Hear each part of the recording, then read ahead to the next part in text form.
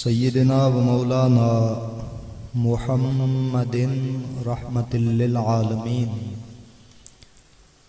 وعلى آلہ الطیبین الطاہرین واصحابہ الہادیین المہدیین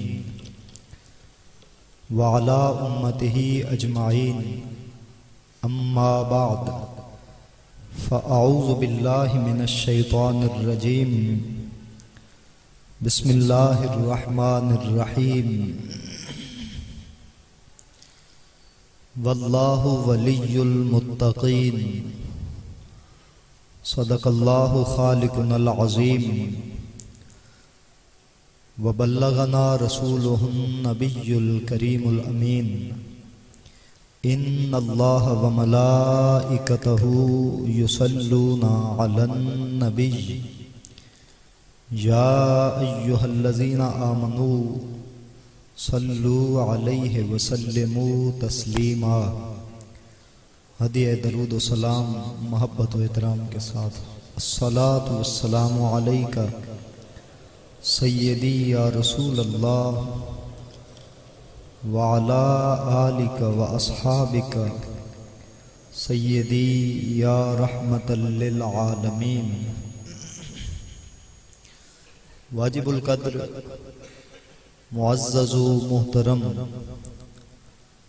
ذی وقار و ذی حشم قابل صد تعظیم و تکریم معزز حاضرین و سامعین، الحمدللہ ہم عرس مبارک کی مرکزی اور دعائے خیر اور ختم شریف کی محفل پاک میں حاضر ہیں، تو یہ ختم شریف کی اور عرس پاک کی دعائے خیر کی جو محافل ہوتی ہیں وہ دراصل صاحب عرس سے اپنا روحانی اور برکتوں کا حصہ وصول کرنے کی محفلیں ہوتی ہیں، اور اس وقت ہم جہاں حاضر ہیں اور جو صاحب عرس ہیں حضور حضرت خواجہ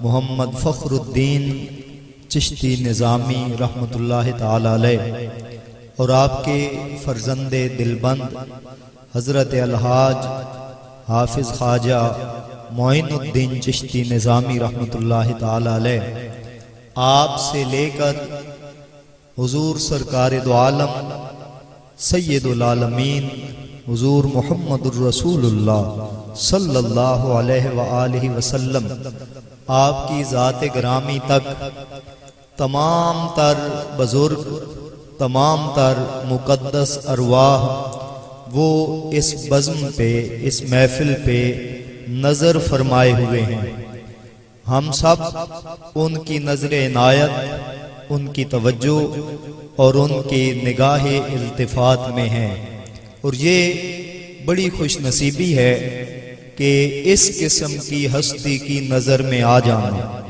جو ایک بار نظر میں آ جائے اس پر اللہ تعالیٰ کی رحمتیں برستی ہیں، تو ہم پہ اتنی شخصیات مسلسل نظر فرما رہی ہیں۔ اللہ تعالیٰ ہماری دنیا آخرت میں ان مقدس ہیلوں اور وسیلوں سے تقدیر بنائے رکھے۔ حاضرین گرامی، صاحب عرس حضرت خواجہ محمد فخر الدین صاحب چشتی نظامی رحمۃ اللہ تعالی علیہ، آپ کی تعارفی حوالہ سے ہم سب جانتے ہیں کہ یہ وہ خاندان ہے جو مکہ شریف سے اور مدینہ شریف سے چلا، وہاں سے چلتے چلتے مختلف علاقوں میں مختلف ملکوں میں اس خاندان کا جہاں بھی پڑاؤ رہا، جہاں بھی ٹھہراؤ رہا، جہاں بھی قیام کیا، انہوں نے اپنا تعارف اپنی پہچان ایک ہی چیز رکھی ہمیشہ، اور وہ ہے دین اسلام کی خدمت، دین اسلام کی تبلیغ، دین اسلام کی معاونت، اسی معاونت کی کثرت اور معاونت کے تسلسل کے سبب اس خاندان کو آوان خاندان کہا جاتا ہے۔ آوان اون کی جمع ہے، اون مددگار کو کہتے ہیں کہ یہ دین کے مددگار ہیں۔ یہ وہ خاندان ہے جس کا نسبی تعلق حضرت سیدنا علی المرتضی رضی اللہ تعالی عنہ آپ سے ہے، اور یہ وہ خاندان ہے جو خاندان بنو ہاشم کی ایک بڑی شاخ ہے۔ یہ وہ خاندان ہے جو خاندان قریش کی ایک بڑی شاخ ہے۔ یہ وہ خاندان ہے جس پر خاندان بنی کنانہ ہونے کا اعزاز بھی حاصل ہے، اور یہ وہ خاندان ہے جو اولاد سیدنا ابراہیم علیہ السلام ہے، اور حضرت سیدنا ابراہیم علیہ السلام آپ کی اولاد پاک میں سے، آپ کی اولاد امجاد میں سے جو لوگ متبع شریعت ہیں، تب سے لے کر آج تک 5000 سال سے زیادہ عرصہ بنتا ہے۔ آپ جہاں بھی دیکھیں گے، جب بھی دیکھیں گے، حضرت ابراہیم علیہ السلام کی اولاد نے ہمیشہ جنگل کو منگل بنایا ہے، ہمیشہ ویرانوں کو آباد کیا ہے۔ آوان خاندان یہ بھی حضرت ابراہیم علیہ السلام کی اولاد ہیں۔ سیال خاندان یہ بھی حضرت ابراہیم علیہ السلام کی اولاد ہیں، اور سادات گرامی یہ بھی حضرت سیدنا ابراہیم علیہ السلام کی اولاد ہیں۔ اگر ہم اپنے ملک میں بر صغیر میں دیکھتے ہیں، جہاں بھی ہمیں کوئی چراغ جلتا نظر آتا ہے، جہاں بھی ہمیں اللہ اللہ کا ذکر الاپا جاتا نظر آتا ہے، جہاں بھی ہمیں کسی جگہ نور علم اور ہدایت کی روشنی نظر آتی ہے، اگر اس کی ہم کڑیاں ملائیں تو ان کا تعلق اولاد ابراہیم علیہ السلام سے نکلے گا۔ بر صغیر کی سب سے بڑی خانقاہ حضرت سیدنا داتا علی حجویری رحمت اللہ تعالی علیہ، آپ سید ہیں، وہ بھی حضرت سیدنا ابراہیم علیہ السلام کی اولاد سے ہیں۔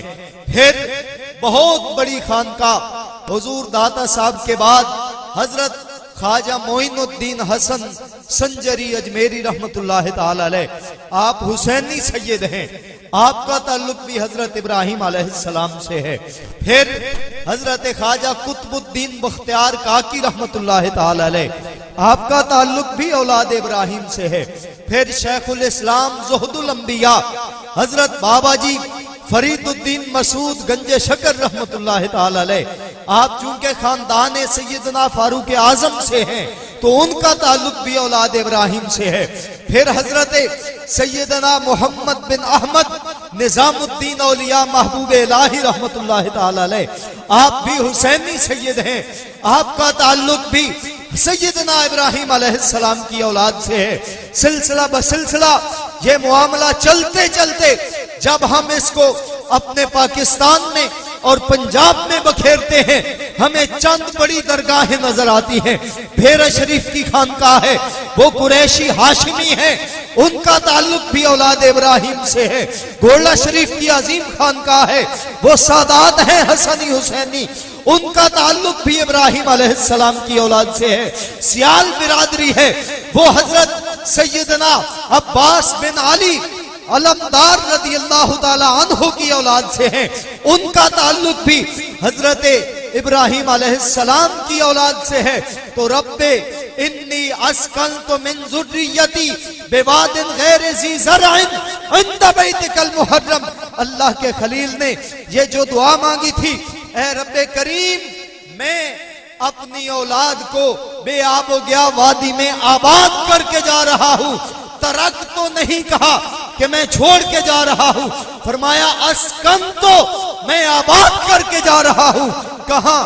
جہاں پانی نہیں ہے، سبزہ نہیں ہے، انسان نہیں ہے، انسانیت کی کوئی رمق نہیں ہے، کوئی زندگی کا وجود ممکن ہی نہیں، وہاں فرمایا اسکن تو میں آباد کر کے جا رہا ہوں۔ جب اسباب ہیں ہی نہیں، آبادی کاہے کی ہوگی؟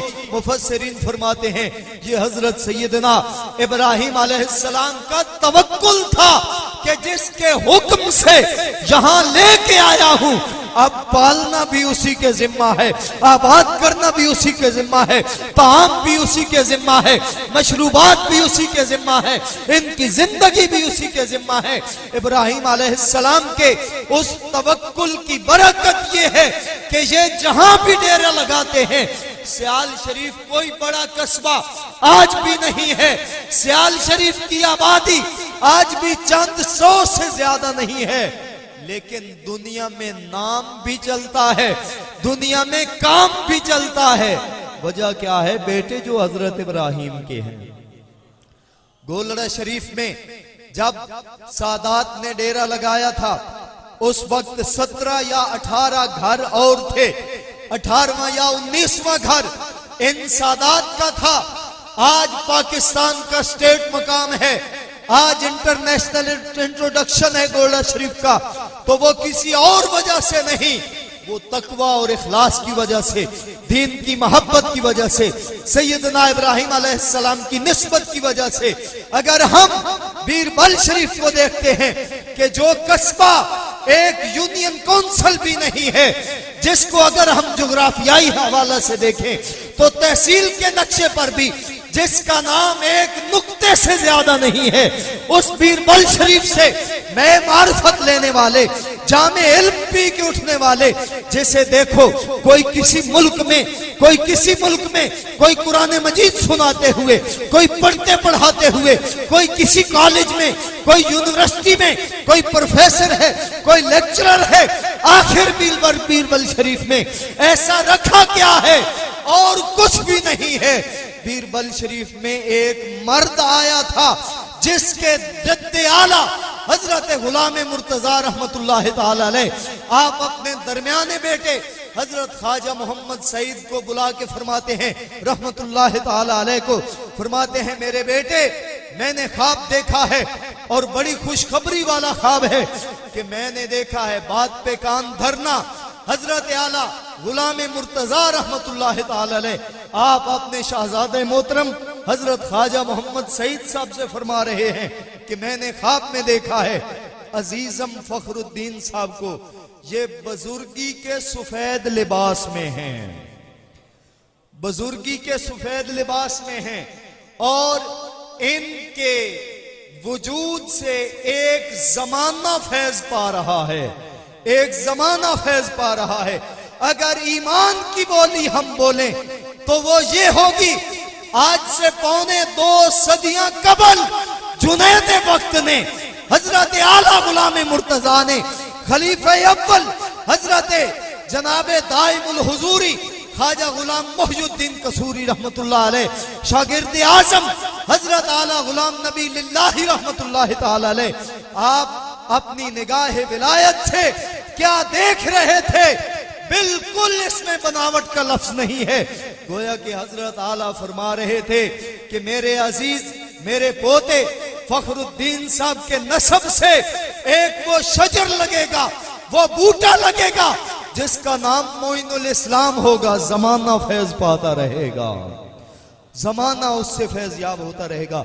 हाजरीन गिरामी कद्र, हुजूर ख्वाजा खाजगां हजरत बानिए सिलसिले चिश्त दर करिया अक़दस बीरबल शरीफ हजरत ख्वाजा गुलाम फखरुद्दीन चिश्ती निजामी रहमतुल्लाह ताला अलैह, आप एक बड़े हाज़िक हकीम थे, बड़े माहिर तबीब थे, और आपको उलूमे मुतदावला वो अपने घर से ही मिल गए, अपने जद्दे आला की ज़ेरे सरपरस्ती अपने चचा जान से हजरत ख्वाजा अहमद सईद रहमतुल्लाह ताला अलैह से, अपने मोहतरम भाई हजरत कुतुब आलम ख्वाजा मोहम्मद उमर रहमतुल्लाह ताला अलैह की रफाकत में और उनके क्लास फेलो और हम सबक होकर घर से ही सीखा, घर से ही पढ़ा, मगर ये तिश्ना लबी दूर न हुई, ये प्यास न बुझी।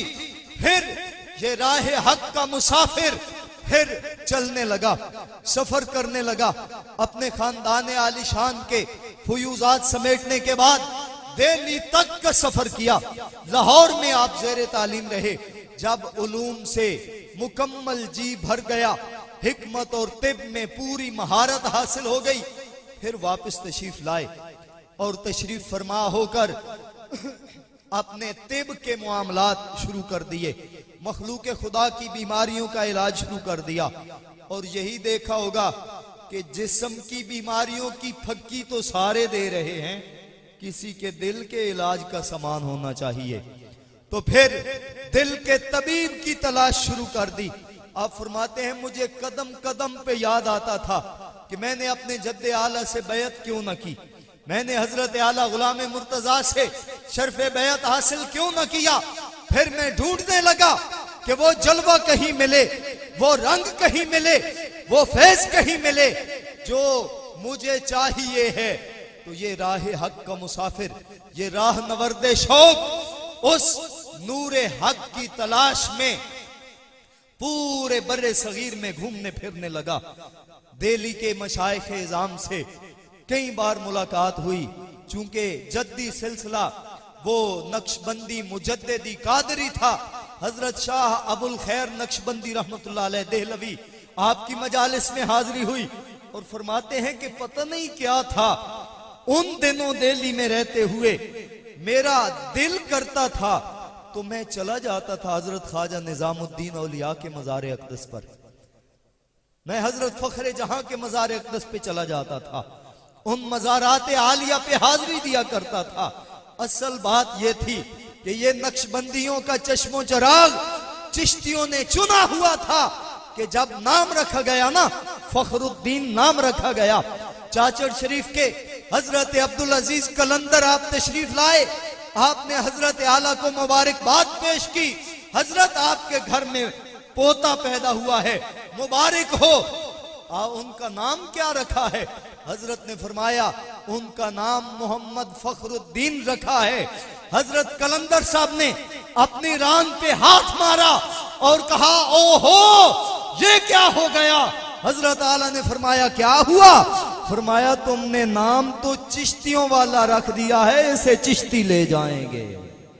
हजरत आला जनाबे ख्वाजा फखरुद्दीन साहब रहमतुल्लाह अलैह फरमाते हैं कि ऐसा लगाव था कि मैं शजरे चिश्तिया बतौर वजीफा पढ़ा करता था, बैत से पहले भी, दिल्ली के क़याम के दौरान भी, लाहौर के क़याम के दौरान भी शजरे चिश्तिया बतौर वजीफा पढ़ा करता था।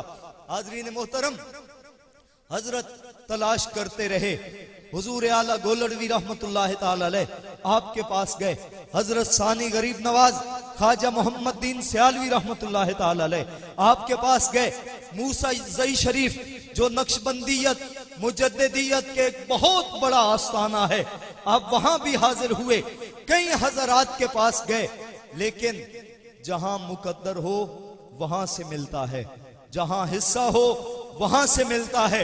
वो झलक जहां चाहिए थी अभी तक वो हिजाब नहीं उठ रहा था। आओ देखें, कभी गोलड़ा शरीफ में, कभी सियाल शरीफ में, कभी मूसा जई शरीफ में, कभी शरकपुर शरीफ में, कभी दिल्ली में, कभी लाहौर के मशाइख के पास, कभी गुजरात के मशाइख के पास, कभी कहीं फिरते फिराते हालत क्या है, ये किसकी तलाश है? वो नूरे लम यजली चाहिए, वो जलवे हक नुमा चाहिए, जैसे ये दीदे हक बीन देख के उस लम यजली जात के जलवों का मुशाहदा कर सके। गोया कि ये हालत तकरीबन 4 साल तक रही, जिसे हजरते कोट के घोट ने ख्वाजा गुलाम फरीद ने कहा था कि तत्ती थई जो गण चौधार फेरा, हिंद सिंध पंजाब दे मार फेरा, तेरे शहर दे सुंज बाजार फेरा, मत यार मिलम कई सांग सबब। हाज़रीन गिरामी, जो तालिब है, जो रहनवर्द है, जो शाइक है, जो आशिक है, उसे जलवा चाहिए है। हजरते मिर्जा अब्दुल कादिर बेदिल रहमतुल्लाह ताला अलैह का शेर है ना, फरमाते हैं जिस जगह तेरी झलक पाई वही डूब गए, ہم نے قطرے پہ کیا غور نہ دریا دیکھا. وہاں شخصیت نہیں دیکھی جاتی, وہاں شکل نہیں دیکھی جاتی, وہاں حیت نہیں دیکھی جاتی, خاندان نہیں دیکھے جاتے. اگر بات خاندانوں کی ہوتی تو گولڑے کا حسنی حسینی سجد کبھی جٹوں اور زمینداروں کے پاس سیال شریف میں نہ آتا. بات ذات کی نہیں ہے, بات ذات والے کی ہے.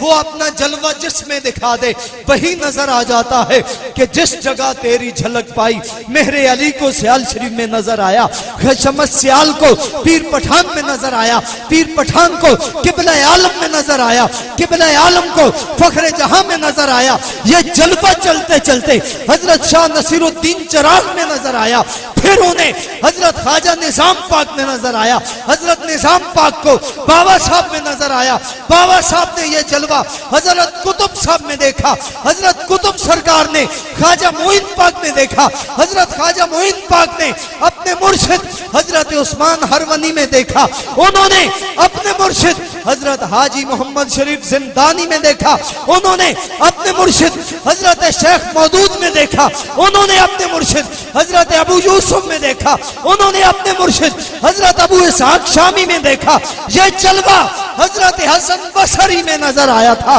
حسن بصری نے یہی جلوہ ذات حق کا جلوہ مولا علی میں دیکھا تھا, مولا علی نے یہی جلوہ ذات نبی میں دیکھا تھا.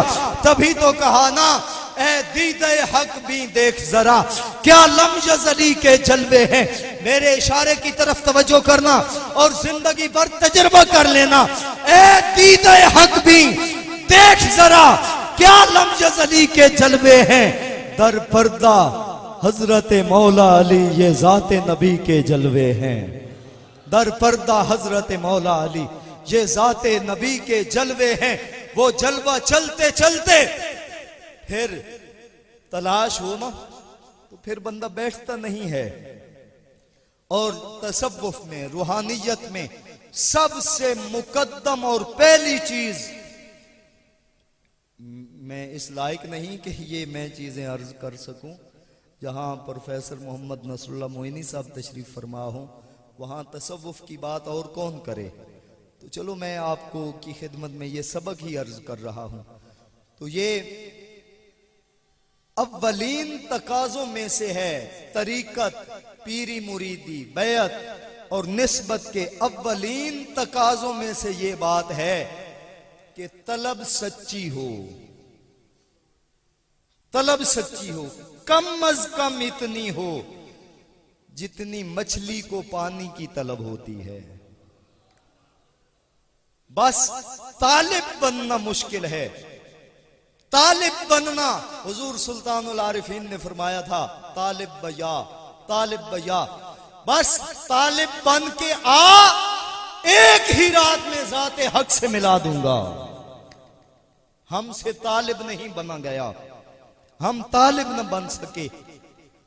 ہم یہ پہلے مراحل سارے چھوڑ کے ڈائریکٹ قطبیت اور غوثیت پہ جا پہنچے. طالب اگر بن گیا تو مطلوب وہ کہاں ہے, کہاں ہے وہ دل میں سجا رکھی ہے تصویر یار, جب بھی چاہا سر جھکا کے دیکھ لیا وہ تو یہاں ہے. بس طلب نہیں, طلب صادق ہو پھر پردے اٹھتے جائیں گے. اور طالب بندہ بن جائے نا, طالب تو مطلوب تو قریب ہے, مطلوب تو پہلو میں ہے, مطلوب تو اقرب ہے, مطلوب تو تیرے پاس ہے. کاش یہ غرور کی, یہ تکبر کی, یہ نخوت کی, یہ اکڑ کی اور یہ خود ستائی کی, یہ خود نمائی کی, یہ اینکیں اتریں, یہ چادریں اتریں, یہ حجاب ہٹے, تو خود کو مٹا دے, اس میں جو خدا ہے پھر تو نہیں رہے گا, تجھے اپنے وجود میں بھی اسی کے جلوے نظر آئیں گے. طلب صادق ہونی چاہیے. اور فرماتے ہیں خواب میں میں نے دیکھا شمالی پہاڑوں پر بدر منیر چمک رہا ہے جس کی کرنوں سے ایک جہان منور ہو رہا ہے. تو میں نے پوچھنا شروع کر دیا کہ اس علاقے میں کوئی بزرگ بتایا گیا کہ وہاں ایک چشتی درویش ہیں حضرت خواجہ احمد میروی رحمت اللہ تعالی علیہ. تو سفر مبارک شروع کر دیا.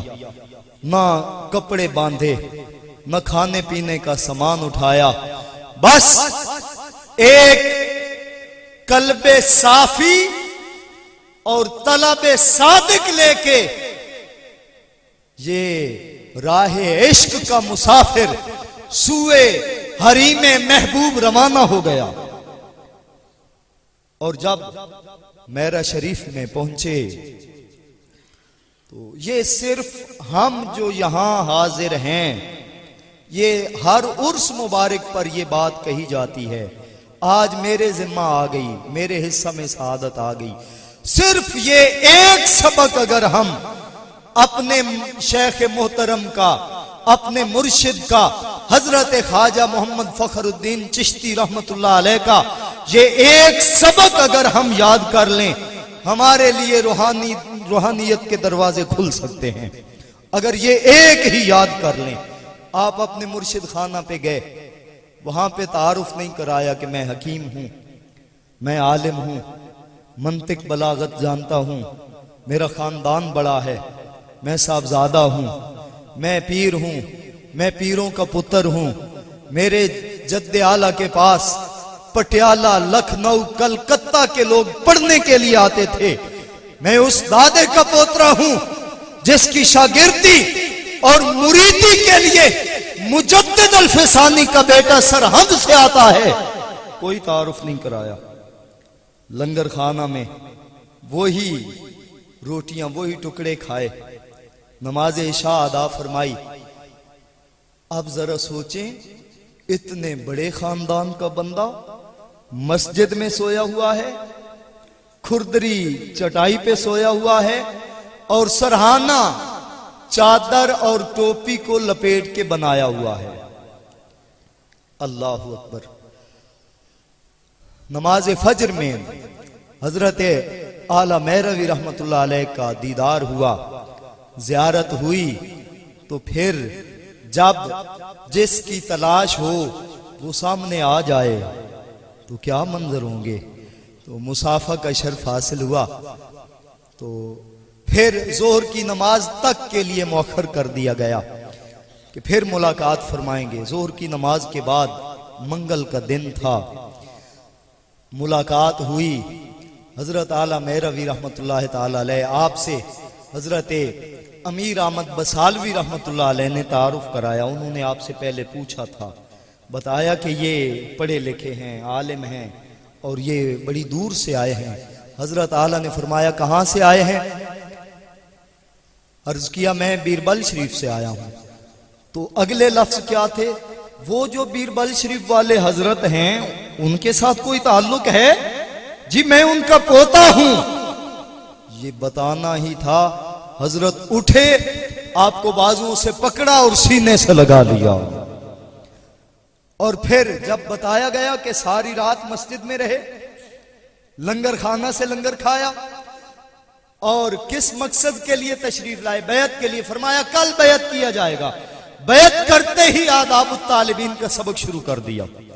دوسری مجلس میں کشکول شریف پڑھا دی، اور آپ پر نظر عنایت کو دیکھ دیکھ کر حضرت خواجہ غلام فخر الدین رحمت اللہ علیہ پر حضرت اعلیٰ میروی کی عنایات دیکھ دیکھ کر وہ خلفاء، وہ مریدین، وہ خادمین جو پرانے تھے، سال ہا سال سے آ رہے تھے، وہ بڑے حیران ہوتے تھے. وہ کہتے تھے ایک کا لاندہ پہ آتے سارے ہیں تو اگے آیا، سارے ہیں تو پیچھے تے، نمبر سارے ہیں تو پہلا. حاضرین محترم، اس طرح آپ ان تمام خلفاء، مریدین اور معتقدین کے بھی منظور نظر اور مقبول نگاہ بن گئے. حضرت اعلیٰ میروی رحمت اللہ تعالی علیہ نے، یہ بات پھر توجہ طلب ہے، حضرت اعلیٰ میروی رحمت اللہ تعالی علیہ نے حضرت خواجہ محمد سعید صاحب کے نام ایک خط لکھا. اس مکتوب گرامی کا ایک اقتباس آپ کی خدمت میں عرض ہے. آپ نے لکھا، مولوی فخر الدین در دل این جانب جا گرفتہ اند بسیار دوستو محب این جا. اور فرمایا کہ یہ جو آپ کے بیٹے حضرت مولوی فخر الدین صاحب ہیں، انہوں نے میرے دل میں بڑی جگہ بنا لی ہے. ایک تصوف کی بات ہے، صوفیاء کہتے ہیں کہ مرشد کو دل میں بسا لو، مرشد کو دل میں بسا لو، بہت بڑا کمال ہے. مرشد کو دل میں بسا لو، بہت بڑا کمال ہے. جسے مرشد دل میں بسا لے اور پھر لکھ کے بھیجے کہ میں نے آپ کے بیٹے کو دل میں بسا لیا. اور فرمایا یہاں ان سے دوستی بھی ہو گئی، یہ محب بھی ہو گئے. بھئی دوست بھی محب ہے، محب بھی دوست ہے. دوست الگ کہا، محب الگ کہا، تو حضرت اعلیٰ مہروی نے ایسے تو نہیں کہا نا. تو چشتیوں کی بارگاہ میں، چشتیوں کی خانقاہ پہ، چشتیوں کی مسجد میں چشتیوں کا ملک کہنا چاہے گا کہ محب محب ہو گیا، دوست محبوب ہو گیا. کہا حضرت اعلیٰ مہروی نے کہ آپ کا بیٹا میرا محبوب بھی ہو گیا ہے، میرا محب بھی بن گیا ہے. اور فرمایا امید است کہ حق تعالی ایشارہ مقبول و محبوب جناب خود گرداند. فرمایا میں یقین کرتا ہوں، اللہ کی بارگاہ میں امید رکھتا ہوں. حضرت اعلیٰ مہروی فرما رہے ہیں کہ حضرت مولانا فخر الدین صاحب رحمت اللہ تعالی علیہ، آپ کے شہزادے، آپ کے بیٹے، اللہ تعالیٰ ان کو اپنا مقبول بارگاہ بنائے گا، اپنا محبوب بنائے گا، جس کے بارے پہلے ہی سال میں، چند مہینوں میں مرشد کے ویوز یہ ہوں. وہ کتنے صاف دل کا ہوگا، وہ کتنا کامل ہوگا، کتنا باکمال ہوگا. یہ بالکل وہی بات ہے جو حضور اعلیٰ پیر سیال غریب نواز خواجہ شمس العارفین محمد شمس الدین سیالوی رحمت اللہ تعالی علیہ، جب آپ سے عرض کیا گیا کہ گولڑے والا آیا ہے، لے کے چلا گیا، ہم سال ہا سال سے بیٹھے ہیں، ہمیں ابھی تک نہیں ملا. آپ نے بڑی خوبصورت بات فرمائی تھی، یہ میرے لیے، ہم سب کے لیے سبق ہے.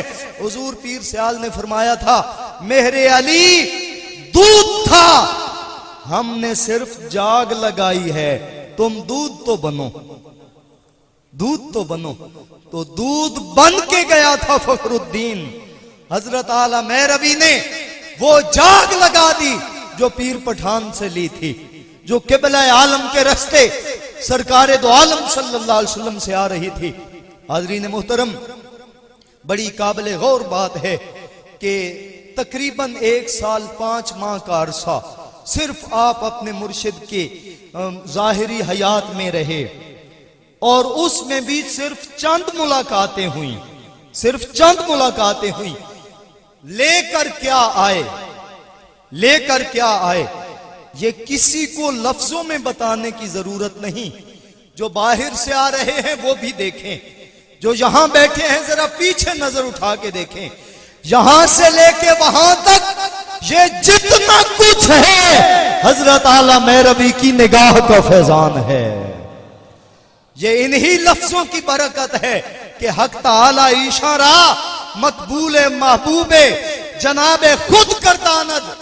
اب پھر یہ 2 لفظ آ رہے ہیں تو اتنی سی محبت میں اجازت ہوتی ہے، اتنی سی وہ ترمیم جس سے اصل معنی نہ بدلے اس کی اجازت ہوتی ہے. میں آپ کی محبتوں کا سہارا لے کے ان 2 لفظوں پہ پھر آپ کی توجہ دلاؤں گا.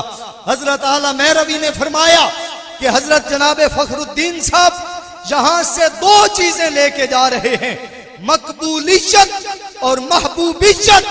تو بلا تشبیہ و تمثیل عین حقیقت یہ بنتی ہے کہ وہ مقبولیت حاجی معین الدین صاحب کی شکل میں تھی، محبوبیت بانی ادارہ معین الاسلام کی شکل میں تھی. گویا کہ حضرت اعلیٰ مہروی نے بتا دیا تھا کہ ان کا بیٹا مقبول ہوگا، ان کا پوتا محبوب ہوگا، نام کا بھی کام کا بھی. حاضرین محترم، یہ ذرا غور فرمائیں، اس پہ توجہ فرمائیں، یہ کون ہے؟ پیلو کے درخت کے ایک جھنڈ میں بیٹھا رہتا ہے۔ اللہ اکبر۔ اور وہ کیفیات کہ اس وقت کسی کو ملاقات کی اجازت نہیں ہوتی تھی، کسی کو ملاقات کی اجازت نہیں ہوتی تھی۔ اور حضرت بڑے حاجی صاحب خواجہ معین الدین چشتی نظامی رحمت اللہ علیہ آپ فرماتے ہیں کہ میں ایک بار گیا، ابا جی وہاں تشریف فرما تھے، میں گیا، میں نے دیکھا کہ آسمان کی طرف ٹک ٹکی باندھے دیکھ رہے ہیں، آنکھیں سرخ ہیں، پتہ نہیں کس مہویت میں ہیں، کسے دیکھ رہے ہیں، کسے ڈھونڈ رہے ہیں۔ اللہ اکبر۔ تو یہ مہویت و استغراق اس مرد حق کو حاصل تھا کہ جو زمین پہ بیٹھ کے آسمان والوں کا نظارہ کر رہا تھا۔ حضرین گرامی، ہمارے حضرت خواجہ محمد فخر الدین چشتی نظامی رحمت اللہ تعالی علیہ، آپ کی علمیت اور تفصیلی تعارف، یہ تو چند باتیں منتشر سی باتیں ہیں، یہاں تو کئی گھنٹے گزر جائیں تو ان باتوں کا احاطہ بندہ نہیں کر سکتا۔ تفصیلی اور مستند اور پکی باتیں اگر آپ کو چاہیے، سٹال پہ فیضان مہروی موجود ہے، وہ حاصل کریں اور آپ کو روحانی لذت ملے گی، ایمانی لطف ملے گا۔ یہ وہ شخصیت ہیں کہ جن کی حضرت سیدنا خضر علیہ السلام سے ملاقاتیں ہوتی تھیں، اور آپ دریا پہ تشریف لے جاتے تھے۔ بیربل شریف کے بڑے بزرگوں میں سے، بڑی عمر کے لوگوں میں سے 3 بابا جی صاحبان نے مجھے یہ بات بتائی کہ آپ فرماتے تھے اگر میں جا رہا ہوں تو پھر میرے سامنے نہ آیا کرو، مجھ سے نہ ملا کرو، جب واپس آتا ہوں تو مل لیا کرو۔ اگر جاتے ہوئے کوئی آزمائش کے لیے یا نادانستہ طور پہ سامنے سے آ جاتا نا ملنے کے لیے، سلام کے لیے سامنے سے آ جاتا، وجود ہی غائب ہو جاتا۔ یہ حضرت جا رہے ہیں، سلام کے لیے آگے سے آئے، کوئی نہیں ہے، ادھر دیکھا تو پھر جا رہے ہیں، پھر آگے سے آئے، پھر کوئی نہیں ہے۔ تو جو وجود ثقیل ہو وہ تو اس طرح گم نہیں ہوتا۔ پتہ چلا انہوں نے کثافت اور ثقل کو لطافت میں فنا کر دیا تھا، اور اس کے لطف اور لطافت کا مجسم بن گئے تھے۔ حضرین گرامی، حضرت خواجہ محمد فخر الدین رحمت اللہ تعالی علیہ، اس شخصیت اور ہستی کا نام ہے۔ دریا پر سے آپ واپس آ رہے ہیں، مغرب کی نماز کا وقت قریب ہے، بادل امڑے آ رہے ہیں، جھکڑ چل رہا ہے، بارش شروع ہو چکی ہے۔ ایک زمیندار بیربل شریف کے، وہ اپنے گھوڑے پر ادھر سے ہی آ رہے تھے، انہوں نے عرض کیا حضرت آپ گھوڑے پہ تشریف رکھیں، جلدی سے گھر پہنچ جائیں گے، بادل آ رہا ہے، بارش آ رہی ہے، رستہ کچا ہے، مشکل ہوگی۔ آپ نے ان کا شکریہ ادا کیا، فرمایا کہ آپ جائیں، میں آ جاتا ہوں۔ تو دیکھتے ہیں کہ جب گھوڑے پر میں بیربل شریف پہنچا تو مسجد کی گلی میں دیکھا حضرت مسجد کی طرف سے آ رہے ہیں اور آپ کے کپڑے بالکل خشک ہیں۔ جنہیں دریا پہ چھوڑا تھا وہ یہاں آ پہنچے ہیں، یہاں آ رہے ہیں۔ حاضرین گرامی قدر، حدیث قدسی شریف بارہا آپ نے سنی، جب بندہ فرائض ادا کرتا ہے، سنتیں پوری کرتا ہے، نوافل میں مواظبت اور تسلسل رکھتا ہے، اللہ تعالیٰ کے انوار و تجلیات اسے حاصل ہونا شروع ہو جاتے ہیں۔ اور ان انوار و تجلیات کی تفصیل اور تشریح حضرت شیخ محقق علی اطلاق شاہ عبدالحق محدث دہلوی رحمت اللہ تعالی علیہ، آپ ان لفظوں میں فرماتے ہیں بالمواظبت علی علم و عمل یحصل العبد المؤمن المقام الذي یکون فیہ۔ فرمایا جب علم اور عمل پر مسلسل عمل کرنے سے بندہ ایک درجے پہ پہنچتا ہے، اسے ایک مقام حاصل ہوتا ہے کہ پھر سار اللہ تعالی اللہ تعالیٰ کا جلال اور نور اور انوار اور تجلیات اس کے ہاتھ بن جاتے ہیں، پاؤں بن جاتے ہیں، آنکھیں بن جاتے ہیں، کان بن جاتے ہیں، زبان بن جاتی ہے. اور فرمایا اذا سارا ذالک النور الجلال لہو سمعا یسمع من قریب و بعید، اذا سارا ذالک النور لہو بصرا یرا من قریب و بعید، اذا سارا ذالک النور لہو یدا یبطش من قریب و بعید، اذا سارا ذالک النور لہو رجلا یمشی الی قریب و الی بعید. آپ فرماتے ہیں جب وہ نور بندے کو حاصل ہوتا ہے اور جس کی آنکھ میں اس کا نور آ جائے وہ قریب سے بھی دیکھتا ہے، وہ دور سے بھی دیکھتا ہے. جس کے کان میں یہ نور آ جائے وہ قریب سے بھی سنتا ہے، دور سے بھی سنتا ہے. دیکھیں یہ بندہ مومن کی بات ہے جو فرائض پورے کرتا ہے، سنتیں پوری کرتا ہے، متبع شریعت ہے، مخلص ہے، مقام تقوی پہ فائز ہے. اس کا یہ مقام ہے، وہ قریب بعید سنتا بھی ہے، دیکھتا بھی ہے. وہ قریب و بعید سے دیکھتا ہے، قریب و بعید سے سنتا ہے. بیربل شریف میں تشریف لانے والوں تو پتہ چلا یہاں آنا ضروری ہے. محلات مزارات کی زیارت کے لیے، حضرت کی زیارت کے لیے یہاں آنا ضروری ہے، ورنہ وہ تو وہاں سے بھی سنتے ہیں، وہاں سے بھی دیکھتے ہیں.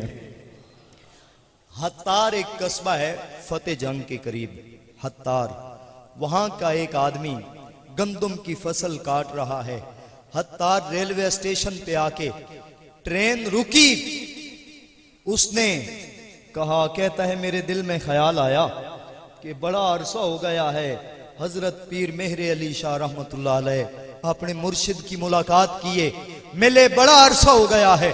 وہیں درانتی پھینکی، اٹھا ٹرین میں بیٹھ گیا، گولڈا شریف آ کے اترا. آپ حضرت اجی صاحب کے قدمین شریفین کی طرف تشریف فرما تھے، زائرین ملاقات کر رہے تھے. وہ آیا، اس نے اپنے ہاتھ میں نا ایک پیسہ نذرانہ لیا اور وہ حضرت کے سامنے رکھا، دست بوسی کی اور آگے چلا گیا. اب حضرت نے کوئی توجہ نہیں فرمائی، پیر مہر علی شاہ رحمت اللہ علیہ آپ نے توجہ نہ فرمائی. کچھ دیر بیٹھا، پھر کہا یہ ملاقات صحیح نہیں ہوئی، اتنے عرصے بعد آیا ہوں، حضرت نے پوچھا ہی نہیں. دوسری بار پھر ایک پیسہ نکالا، پھر آیا، پھر دیا اور واپس چلا گیا، پھر کوئی توجہ نہیں. تیسری بار پھر ایک پیسہ رکھا، کوئی توجہ نہیں. چوتھی بار اب کہتا ہے کہ اب تو میرے پاس کرایہ بھی نہیں بچا، یہ آخری پیسہ ہے، رکھتا ہوں، اگر توجہ فرمائیں گے تو ٹھیک، ورنہ آج کے بعد گولڈا شریف نہیں آؤں گا.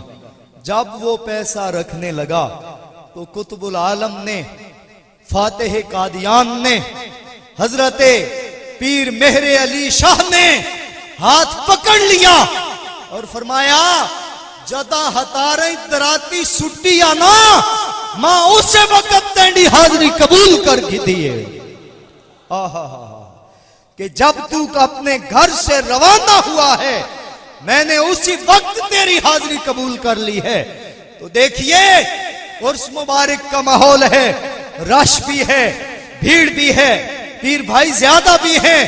میں ایسے ملنا چاہتا ہوں، ایسے نہیں مل سکا، یہ بات کرنی تھی، یہ نہیں کر سکا، یہ کہنا تھا، یہ نہیں کہہ سکا، یہ ہونا چاہیے تھا، یہ نہیں ہوا. یہ بات کبھی ذہن میں نہ لانا.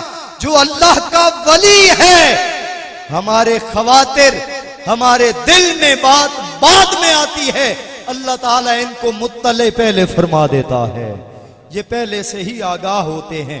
حاضرین گرامی، شاید کہ میں مناسب وقت سے آگے بڑھ رہا ہوں تو یہ ہمارے لیے کتنی سعادت کی بات ہے، کتنی اللہ تعالیٰ کی کرم نوازی کی بات ہے کہ علم، عمل، اخلاص، خدمت خلق، تصوف کے 4 ہی بڑے چیپٹر ہیں، اللہ تعالیٰ نے ہمیں ایک ہی مرکز پہ عطا فرما دیے. رب کریم وہ جس طرح الہی تاب ود خورشید و ماہی چراغ چشتیاں را روشنائی الہی تابا ابد آستان یار رہے، سہارا ہے غریبوں کا برقرار رہے، آخر دعویٰ یا نہیں۔